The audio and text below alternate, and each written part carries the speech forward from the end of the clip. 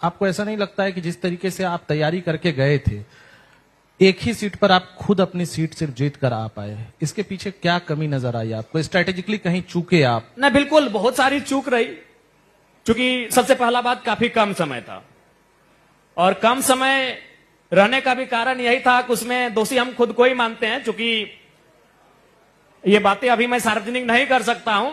हमें स्पष्ट रात 11-12 बज रहा था, दिल्ली की एक टीम हमारे डुमरी में आकर बैठी थी और हमें गठबंधन के लिए फोर्स कर रही थी कि भाई आप गठबंधन को मान जाइए।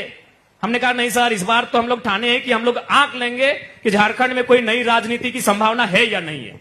नए युवा, जिनके पिता, जिनके दादा, जिनकी दादी, जिनके घर में कोई राजनीतिक संबंध नहीं रखता हो, ऐसे युवा राजनीति में आ सकते हैं कि नहीं आ सकते हैं, ये हम आंक लेंगे, इसलिए गठबंधन नहीं करेंगे। यकीन मानिए, अगले दिन 4 बजे आचार संहिता का घोषणा होता है और मात्र 30 दिन का समय, पहली बार झारखंड में 30 दिन में चुनाव कराया जाता है। तो इसके पीछे एक कारण जयराम महतो भी था, क्योंकि यहां से जो फीडबैक गया था कि जयराम महतो बहुत ही जबरदस्त स्पीकर है, वो जितनी जनसभाओं में पहुंचेगा उतना वोट इंक्रीज होगा। आप ऐसा कुछ कीजिए कि इस लड़के को एज ए स्पीकर कहीं जाने ही मत दीजिए, इसका वोट का परसेंटेज गिर जाएगा। मतलब चुनाव आयोग पर आप आरोप लगा रहे हैं? नहीं, चुनाव आयोग तो आज निष्पक्ष रहा कहां, ये तो पूरा देश जानता है, पूरे राज्य जानता है, वो निष्पक्ष रहा कहां।